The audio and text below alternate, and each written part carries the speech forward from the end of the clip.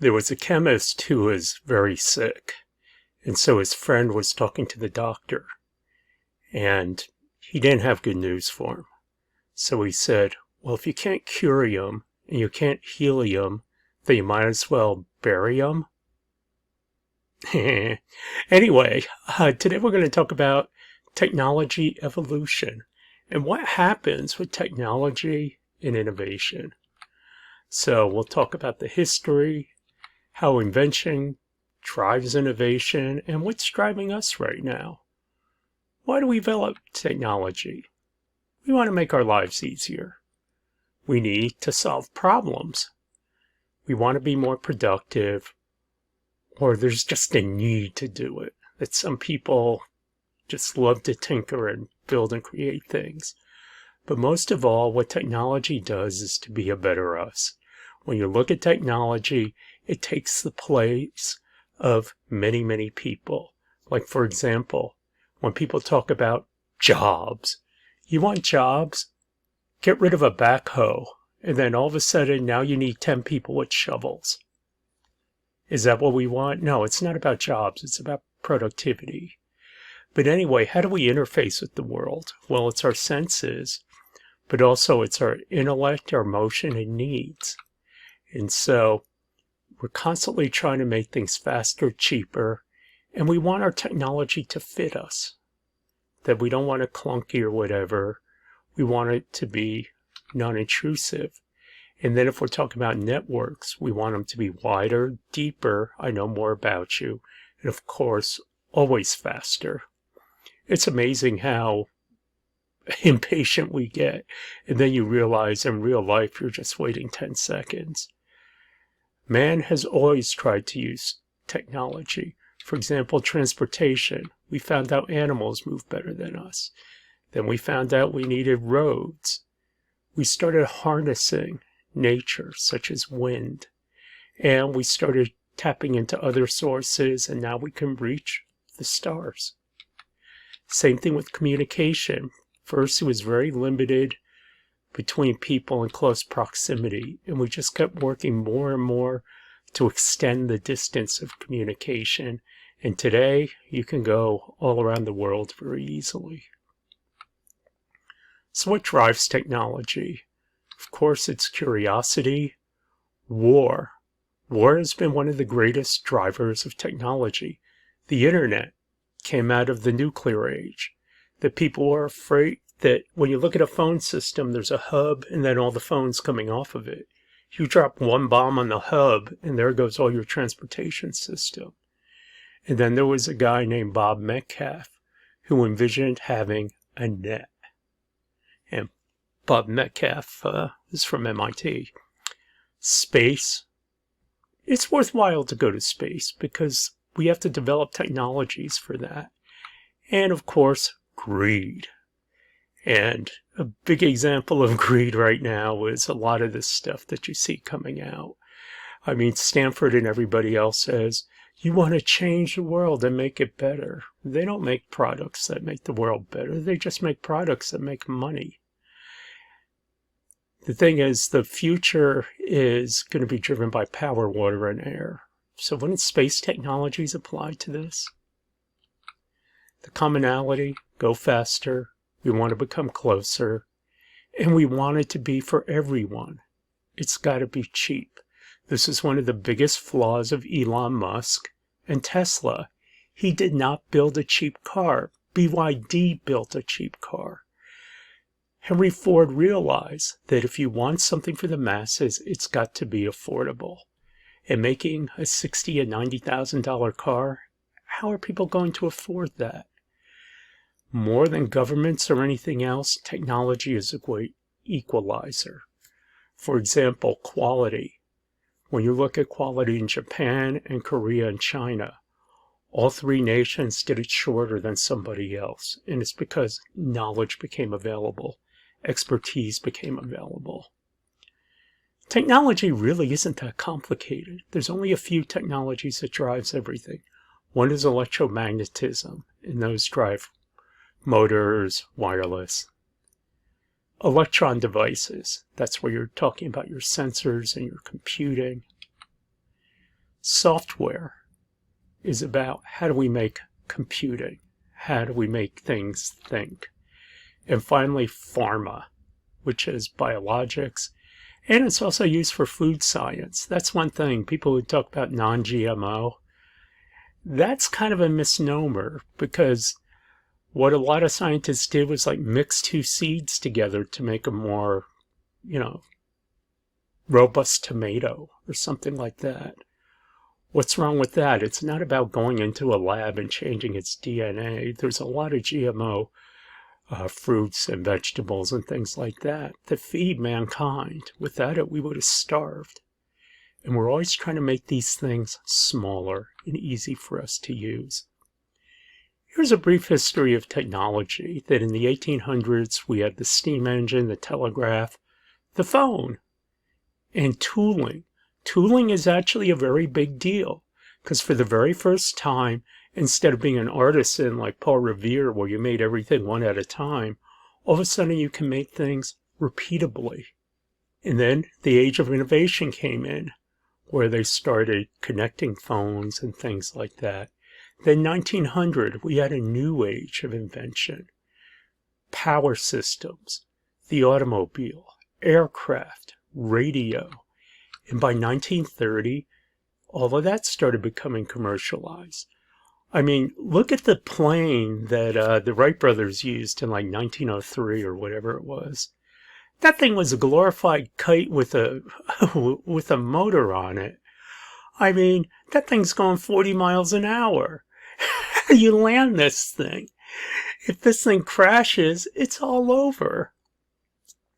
And then, within 15 years, all of a sudden, you're looking at the planes used in World War I, and then you've got the biplanes and the single-wing planes and everything else. Look at how quickly that evolved. In 1960, we had the next stage of invention, the semiconductor, the microsensor, the cell phone, all started coming out, which led to the age of innovation in the 1990s. And in 2000, we had the next wave of invention, which was the cloud, the internet, and AI. And now we have our age today. Now, if you went to sleep in 1950 and woke up in 1980, the world would still pretty much be the same. I mean, yeah, things would be different. There'd be a hell of a lot more people. But they had cars in 1950, and they had airplanes in 1950. They had radio and TV in 1950. And so all of a sudden, the world changed, but really just modernized. On the other hand, if you went to sleep in 1980, a computer took up a floor of a building. And now all of a sudden, in 2010, you have the world's information at your fingertips. If you ask the people in 1980, they would say to you, "What do you do with such power?" And you would say, LOL. The other factors that come into technology are diseases. The number one killer, infectious diseases were the number one killer in the 1800s because we had no solution for it. I just got over pneumonia. Pneumonia still kills 2 million people a year. And let me tell you, it was not fun. I was in the hospital for 12 days. And then I was on antibiotics for another 29 days after that. But the only thing they could do in the 1800s was curb people's pain. The big change was penicillin. All of a sudden, we had a way to fight infectious disease. And so in the 1900s, the big killers were heart disease and cancer. Now, I had a girlfriend who died from leukemia.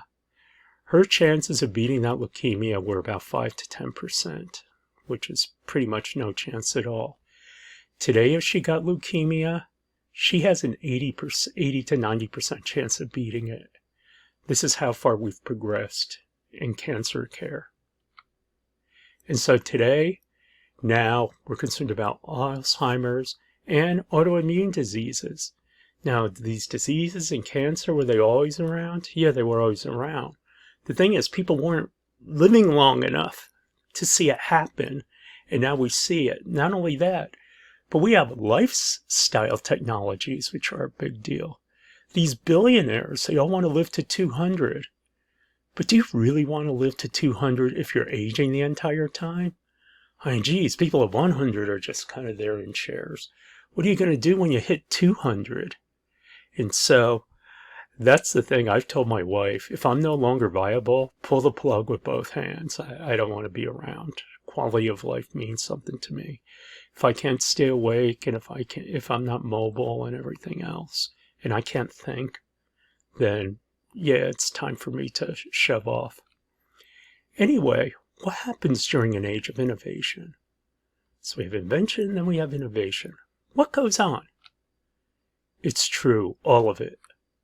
The incompetence, the revolution, the real. So once upon a time, the world stayed the same for students for decades.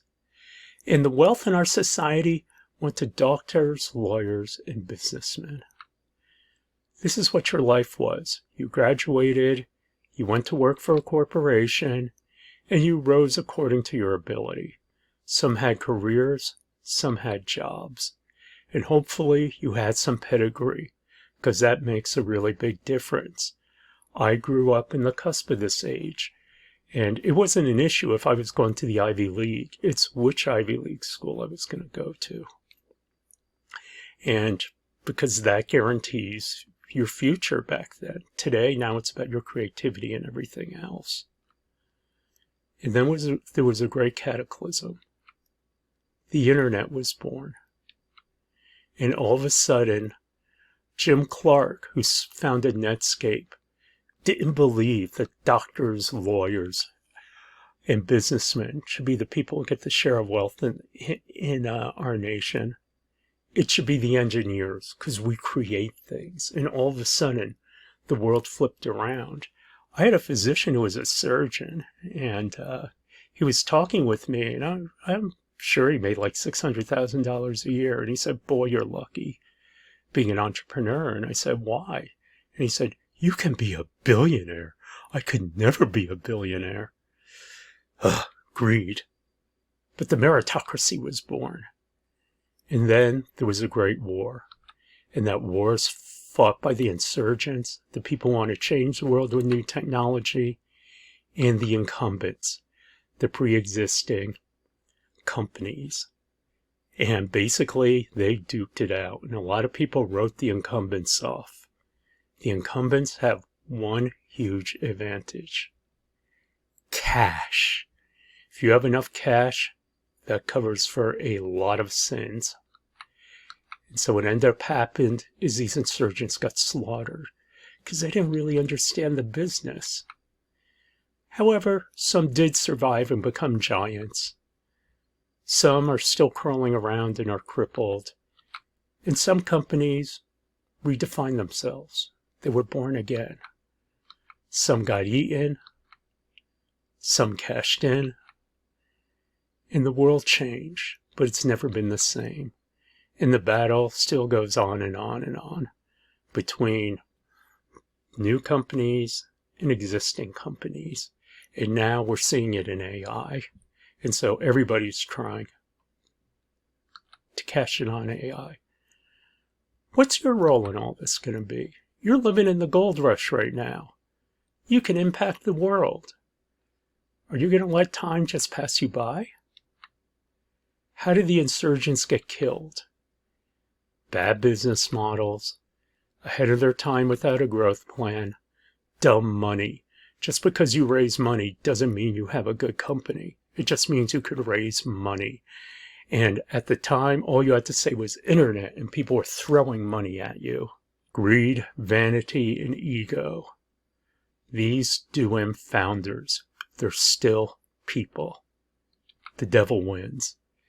Bad preparation and no education. By taking this course, this won't happen to you if you heed the lessons that go on in entrepreneurship.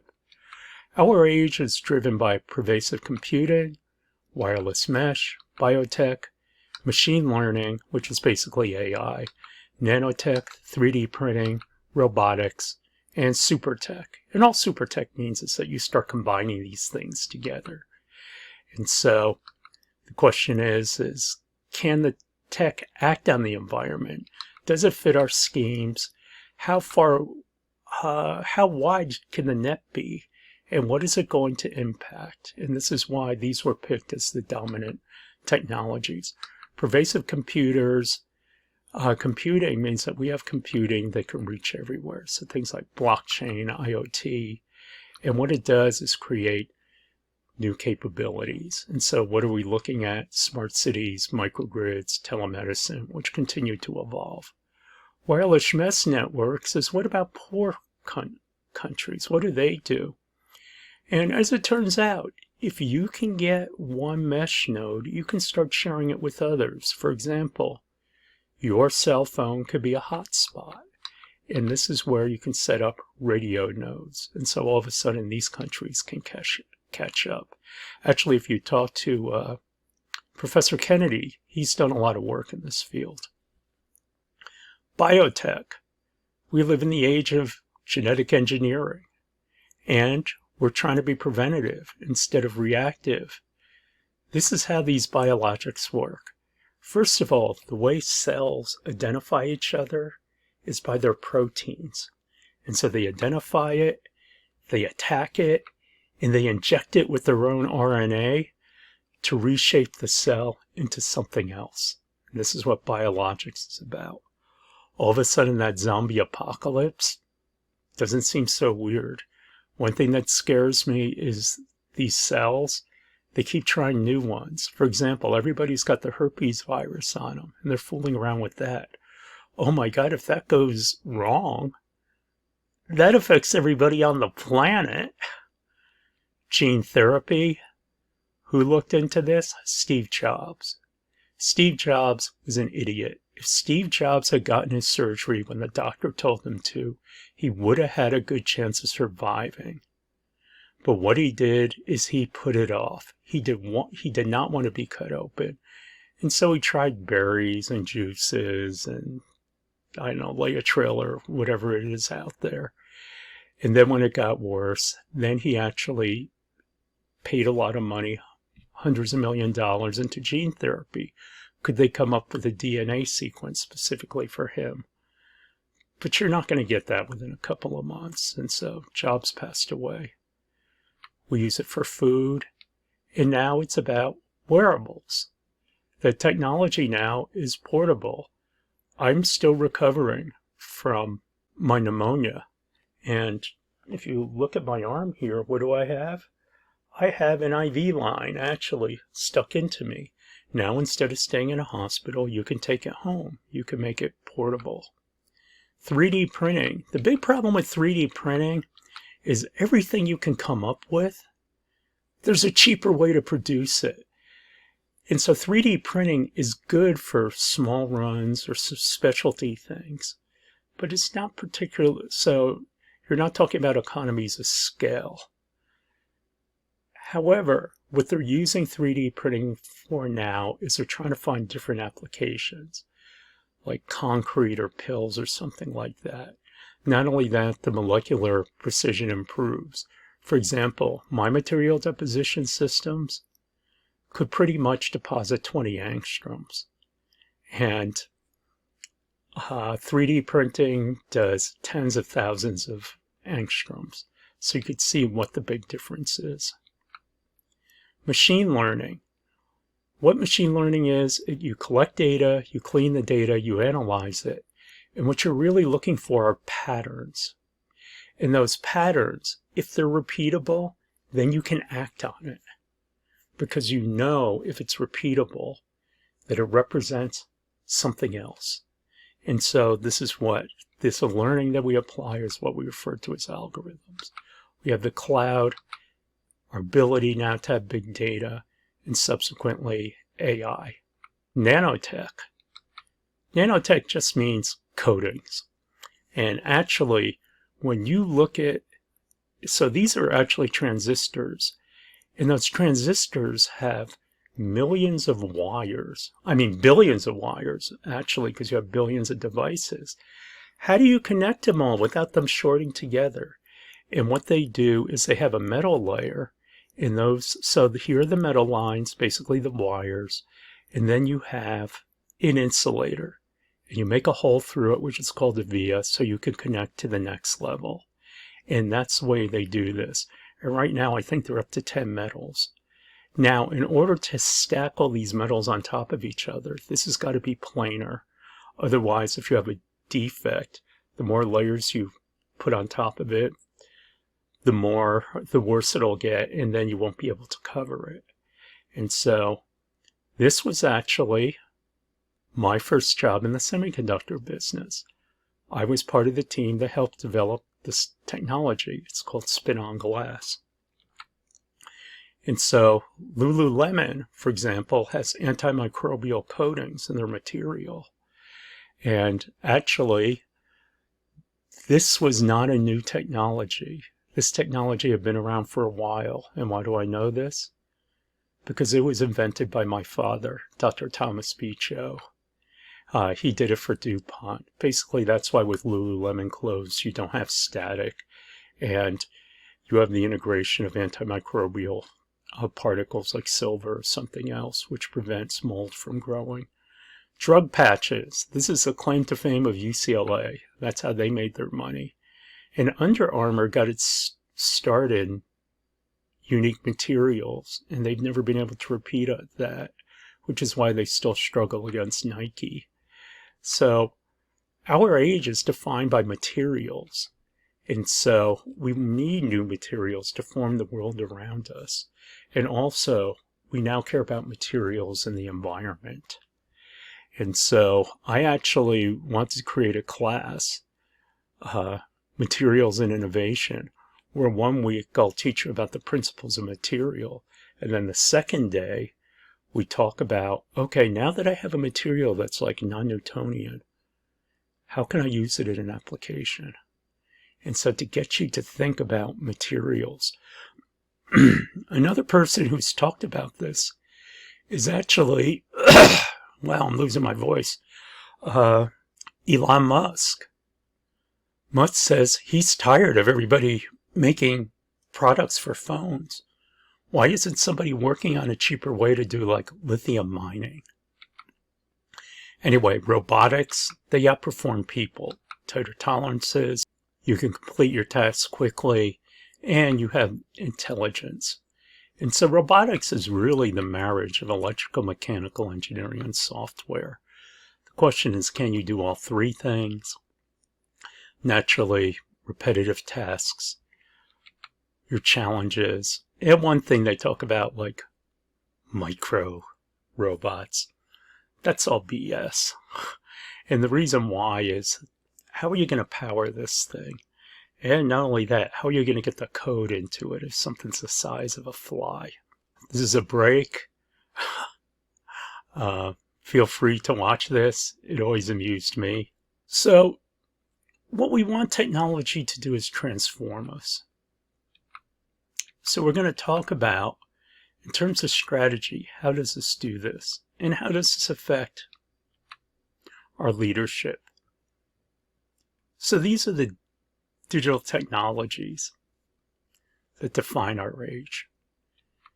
And if nothing else, you can use it basically in your company with more computing power and storage and everything, and you'll be faster and you'll cut costs. So your efficiency will be better. And your operations will probably be better. You can scale things up. That's the basic thing you use it for. On the other hand, it touches everything. And the people who are creative and can think about new ways to do it are the ones who are winning. For example, what does low incremental costs mean? And it's like, oh, we'll have higher profit. No, the implication is if I can have volume without cost, I can offer more features to everybody. If it's always on, oh, I can operate more hours. No, it means you can operate anywhere in the world because time is no longer a barrier for you. If you can think more, how are you using it to understand people? By understanding people better, your marketing gets better. You have deeper relationships. You create more intimacy. That's what I mean by you can go for the obvious thing, and that's what most people do. Here's the truth about the world. Systems do not want to change. Do you think systems want to change? No, they don't. Why? Because they are working at their lowest energy level. And it's been working this way for a long time, and everybody understands it, and it hums along. And so, why change it? On the other hand, if you want to be that agent of change, you will face resistance. You will face very stiff resistance, and even in a startup. And the thing is, people are people. And what do they do in competition? Do you think everybody competes on their own abilities? No, people try to drag you down. People start to insult you. People start talking behind your backs. People want to take your eyes off the ball. And so that is your big challenge in being an innovator. And that's that, can you change the system? And in order to do that, you need energy. And that energy, whether it's processes or technology or whatever, is much greater than what you think it is. Here's why companies fail. They go like this on new initiatives, and then what happens when you don't have enough activation energy? You just slide right back to where you started. And that's why people are cynical in corporations of new initiatives. It's like, oh, they're not going to carry it out. The good companies like Microsoft or Apple, no, they do this. They push their people. And then once it gets going, then you can, use less energy. Why should we do it or why haven't we? And the pragmatic reasons is, well, we should do it because it's best practice or it's profitable or it disrupts things. But one thing you have to consider is if you don't modernize, your customers become dissatisfied for you and they can go away. It's everywhere. And so 87% of the companies anticipate disruption, but only 44% are adequately preparing for it. That's not good. And why is that happening? A failure of leadership. That's why you are so important. Because the world needs leaders. 52% of the Fortune 500 is gone. And what happened? They got swept away by technology. 48% are hiring digital masters, but only 26% are going to be more profitable than their competition. And 9% of conservative companies with good leadership went over their competition. Tech touches all industries. This is the power of a TEM degree. You can go into anything because technology touches everything. We have somebody working for the Arizona Cardinals. We have somebody working for Apple. We have somebody working for Microsoft. You can go wherever you want. And yet only 28% have made the jump. Part of the reason is that these are big bets. We're talking about this could be as much as a couple of $100 million. And so people get scared when you have to make these bets. Not only that, but you need the entire organization to buy into it. This is why GE failed so badly in their initiatives to change, because they didn't have the leadership to get everyone to do it. And the thing is, your culture has to accept change. It's got to be part of your DNA. For example, Amazon releases a new piece of code every 11 minutes. This is a software company. It's more than just a company that just sells stuff. And so companies like Amazon or Microsoft, NVIDIA, these are companies that embrace change and they're not afraid of it. And they tackle it and go after it. So most companies don't do it because it's scary. Risk is probability times impact. So there's uncertainty. Not only that, with time, everything changes. I can make a change and I could be obsolete in 18 months. Should I upgrade my phone or whatever? They don't understand it enough. These are the things that impact probability, and impact is the magnitude of the investment. That's why they don't. And so part of the reason is they don't recognize the pain. And remember, pain versus gain. If you don't feel that it's a threat, then how are you going to do anything? The most common excuses is, oh, we're going to lose the human touch. We don't always want the human touch. Does anybody want to go back into the bank and line up? Or do you want to use an ATM machine? We've hit limits. What limits? As long as there's imagination, mankind will never have any minutes. And a lot of things, they claim it'll centralize it. On the other hand, a lot of systems are decentralized for the simple reason they need to be agile. But the thing is, digital systems are layered. You can't get around some level of centralization. And also it's, oh, but you need physical assets. But you have to think about, what is the value of my organization? For example, Page Jaune, which is the Yellow Pages in France, when digital came out, they made the jump because they realized our value is not in printing presses. Our value is in our contact list of customers. And we need to find a way to get money out of them in this new world.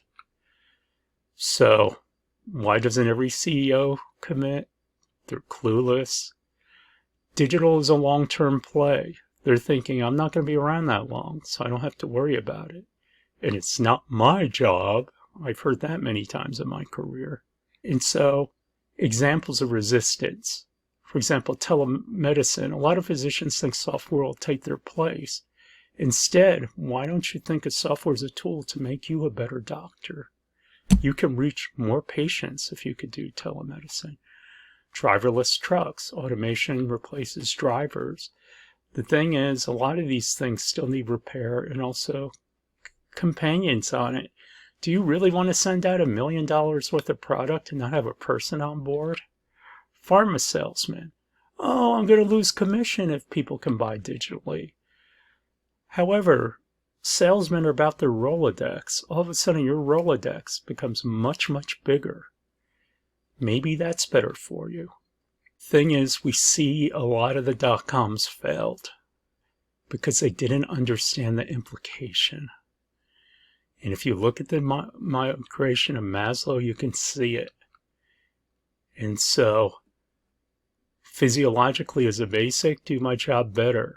Then it was about B2B, then networking, then personalization, then transformation. And so you see, this is the way the dot-com boom evolved. But some people jumped here while everybody was fiddling with this because they saw the future. It's not about a strategy for digital. It's about a digital strategy. Remember, technology is just a tool. It doesn't take the place of your ingenuity or anything else. You know your business. IT people don't. Your knowledge matters. And so details change, but the processes don't. And so how does your business model evolve? For example, e-commerce was not about the internet. E-commerce was about the merging of marketing, channel management, and sales operations. This is how Salesforce got started. Analytics isn't about AI in the cloud. It's about diagnosis, process, and creating better networks. IoT isn't about sensors. It's about coordination and also the business models. That's what you have to develop if you want to be a change agent. Here's an example of business model transformers. Asian Paints made brilliant coatings. If you ever look at the colors in India, it's very different than the United States, much bolder, much richer. And they wanted to sell their paint. However, they're thinking, oh, we need to create stores and we have to get people and stuff like that. And so they transformed. They started selling more of it. And what was their solution? Software. Basically, they made call centers and everything else. They didn't need to open storefronts.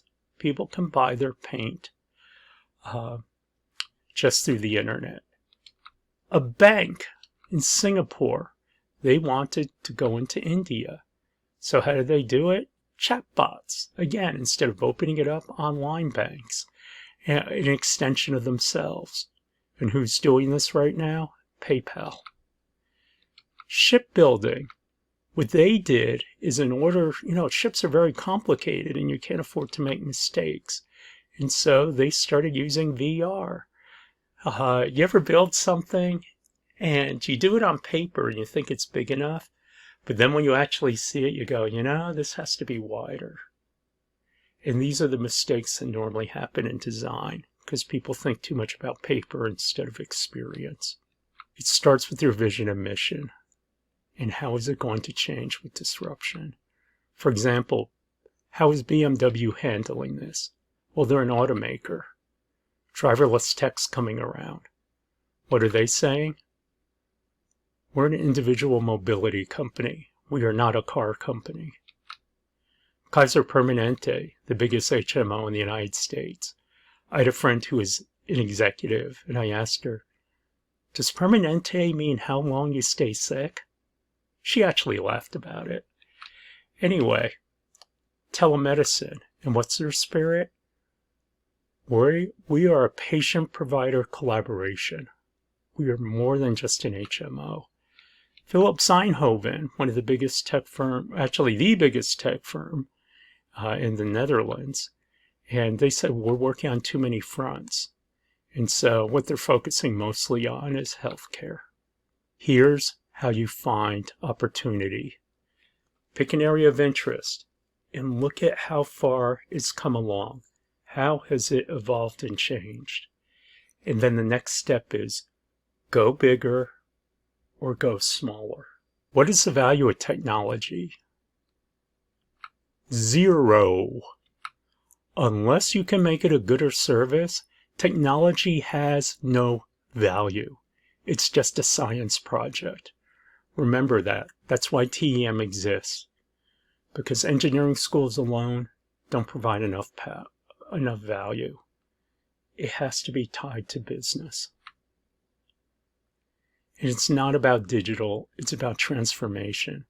How is this digital technology going to transform these businesses? We won't do this, but some of you might know the game Kiss, Kill, or Marry. We do this in class. Hardware, software, machines. What would you kiss? What would you kill? What would you marry? Driverless cars, pilotless planes, and automated ships. A lot of people didn't like automated ships. I don't know why. Steve Jobs, Jeff Bezos, and Bill Gates. Whatever turns you on. Anyway, the way to think about transformation is, what if you got superpowers? You would transform, but you still would be you. And this is why superhero movies are inspiring, because these people got considerable power. Instead of cashing in on it, they used it to help people. For example, in Captain America, why did Dr. Erskine pick Steve Rogers to be Captain America? Because he saw, even though he was a scrawny guy and it cost him dearly, he always wanted to help people and stand up for people who couldn't stand up for themselves.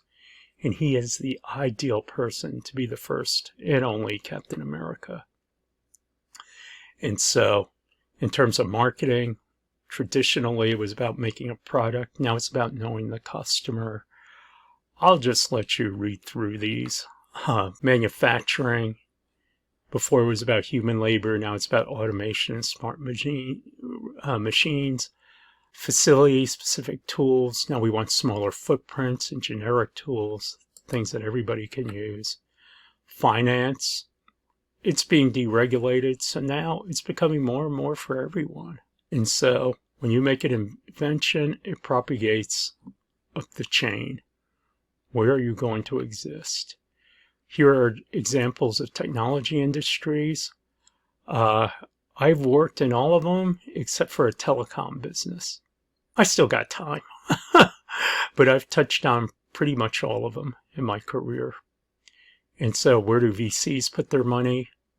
software and biotech. That's pretty much their bread and butter. Angel investment, same thing. But as you can see, biotech is lower. And the reason why is there's such a long payoff for biotech. Angels don't have the patience for that. So this is about innovation and invention and innovation. We talked about our technology. It makes us equal. We want things to be portable and accessible. We can target things with precision now with our technology. But the biggest thing of all is, remember, it's a tool. We just need to imagine.